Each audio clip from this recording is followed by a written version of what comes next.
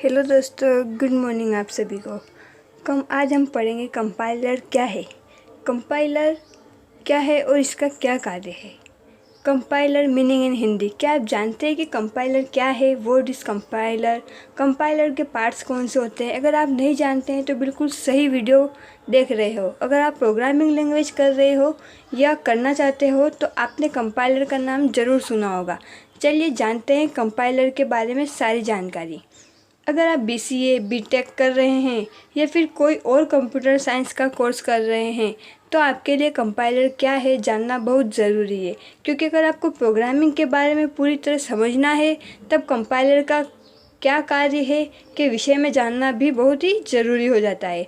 तो मैं आपको बता दूं कि कंपाइलर एक ऐसा प्रोग्राम होता है जो कि सोर्स लैंग्वेज को टारगेट लैंग्वेज में कन्वर्ट करने का काम करता है। एक किसी भी कंप्यूटर में कंपाइलर हाई लेवल लैंग्वेज को मशीन लैंग्वेज में कन्वर्ट करने का काम करता है। तो शायद आप समझ गए होंगे कि कंपाइलर क्या है। तो बिना देरी किए चलिए शुरू करते हैं और जानते हैं कि कंपाइलर किसे कहते हैं और कैसे काम करता है। तो दोस्तों, चैनल पर नए हो तो एजुकेशन ज्योति चैनल को सब्सक्राइब एंड शेयर ज़रूर कर ले। तो चलिए शुरू करते हैं हम वीडियो।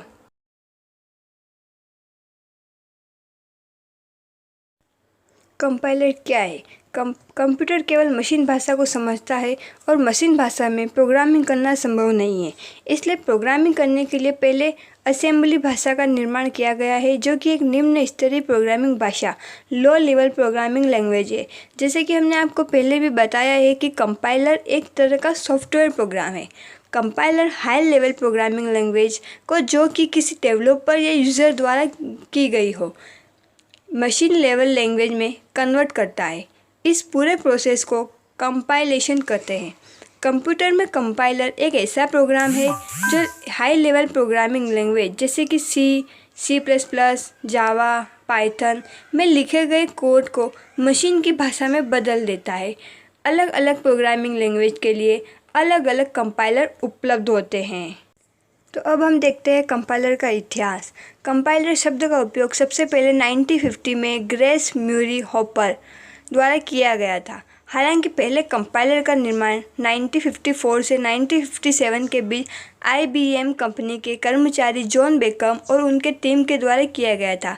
COBOL वह पहली हाई लेवल प्रोग्रामिंग भाषा थी जिसे कंपाइलर की मदद से कंपाइलर किया गया था। बाद में 1960 से 70 के बीच अलग अलग विशेषज्ञों एवं कंप्यूटर वैज्ञानिकों ने कंपाइलर के डिज़ाइन में कई अलग सुधार किए और इसे इसका वर्तमान स्वरूप प्रदान किया।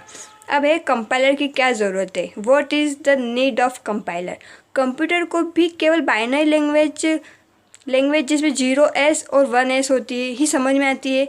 वही यूज़र जिसे कि इंग्लिश, हिंदी या फिर दूसरी लैंग्वेज समझ आती है, ऐसे में आपके द्वारा दिए गए कमांड्स को कंप्यूटर कैसे समझेगा?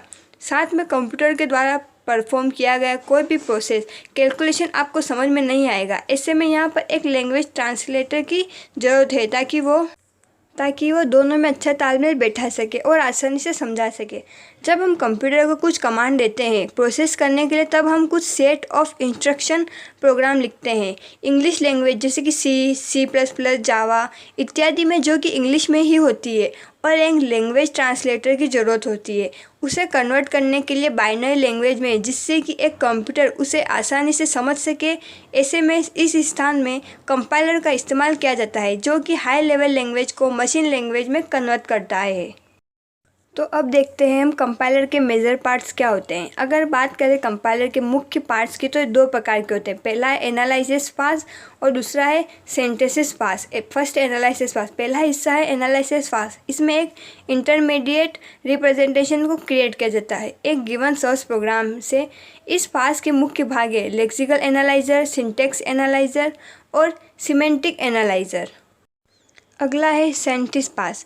यह दूसरा हिस्सा है सिंथेसिस पास। इसमें इक्विवेलेंट टारगेट प्रोग्राम को क्रिएट किया जाता है इंटरमीडिएट रिप्रेजेंटेशन से। इस पास के मुख्य भाग है इंटरमीडिएट कोड जनरेटर और कोड ऑप्टिमाइज़र। अब देखते हैं कंपाइलर के अलग अलग पास क्या है। चलिए यहाँ मैं आप लोगों को कंपाइलर के ऑपरेट होने से में इस्तेमाल हो रहे अलग अलग फासेस, अलग अलग टुकड़ों के विषय में चलिए जानते हैं। तो पहला है lexical analysis, syntax analysis, semantic analysis, intermediate code generator, code optimiser और कोड जनरेशन। अब हम देखते हैं कंपाइलर का क्या उपयोग है। What is the use of compiler. Compiler का सबसे ज़्यादा इस्तेमाल 4 मेजर स्टेप को करने में उपयोग किया जाता है। तो पहला है स्कैनिंग, सेकेंड है लेक्सिकल एनालिसिस, थर्ड है सिंथेटिक एनालिसिस और फोर्थ है सिमेंटिक एनालिसिस। अब है स्कैनिंग। ये स्कैनर रीड करती है एक कैरेक्टर एक समय में सोर्स कोड से और सभी कैरेक्टर का ट्रैक रखता है, जिससे यह पता चलता है कि कौन सा कैरेक्टर किस लाइन में मौजूद है। सेकेंड है लेक्सिकल एनालिसिस।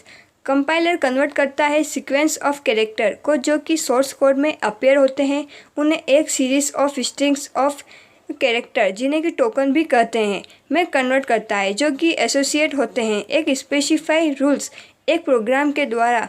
जैसे कि एक लेक्सिकल एनालिसिस एक सिंबल टेबल का इस्तेमाल होता है। लेक्सिकल एनालाइजर में वर्ड को स्टोर करने के लिए सोर्स कोड में, जो कि करेस्पॉन्ड करता है टोकन जनरेट के साथ। अब है सिंथेटिक एनालिसिस। इस स्टेप में सिंटैक्स एनालिसिस किया जाता है, जिसमें प्रीप्रोसेसिंग इन्वॉल्व होते हैं, जो कि ये डिटरमाइन करता है कि क्या टोकन्स जो कि क्रिएट होते हैं लेक्सिकल एनालिसिस के दौरान वो प्रॉपर ऑर्डर में है या नहीं। यूज़ के हिसाब से सेट ऑफ कीवर्ड का करेक्ट ऑर्डर जो कि एक डिजायर्ड रिजल्ट फाइनली येल्ड करता है, उसे सिंटैक्स कहते हैं। अब है सेमेंटिक एनालिसिस। इस स्टेप में बहुत से इंटरमीडिएट स्टेप होते हैं।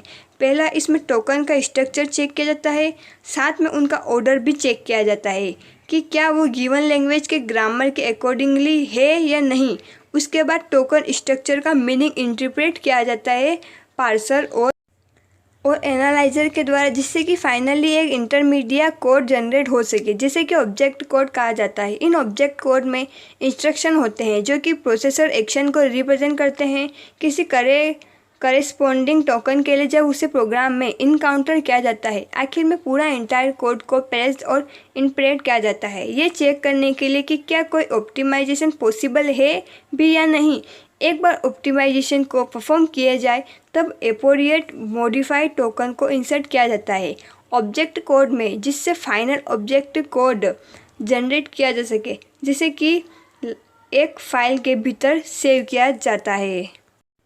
शॉर्ट डेफिनेशन देख लेते हैं। कंपाइलर किसे कहते हैं?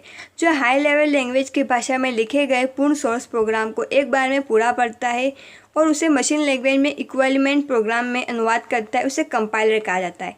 कंपाइलर के मेजर पार्ट्स क्या होते हैं? अगर बात करें कंपाइलर के मुख्य पार्ट्स की तो 2 प्रकार के होते हैं। फर्स्ट एनालिसिस पार्ट और सेकेंड है सिंथेसिस पास। ये हमने आगे पढ़ लिए हैं। कंपाइलर को सबसे पहले किसने बनाया था? कंपाइलर शब्द का उपयोग सबसे पहले 1950 में ग्रेसी म्यूरी हॉपर द्वारा किया गया था। हालांकि पहले कंपाइलर का निर्माण 1954 से 1957 के बीच IBM कंपनी के कर्मचारी जॉन बेकम और उनके टीम के द्वारा किया गया था। पहली हाई लेवल प्रोग्रामिंग भाषा कौन सी थी? कोबोल। वह पहली हाई लेवल प्रोग्रामिंग भाषा थी जिसे कंपाइलर की मदद से कंपाइल किया गया था। यह आपके ऑब्जेक्टिव में ये क्वेश्चन आ सकता है। तो दोस्तों, वीडियो कैसा लगा please like share and subscribe कीजिएगा। अगर आपको कोई भी डाउट हो या फिर कोई और टॉपिक का आंसर चाहिए हो तो कमेंट ज़रूर कीजिएगा। थैंक यू वेरी मच दोस्तों।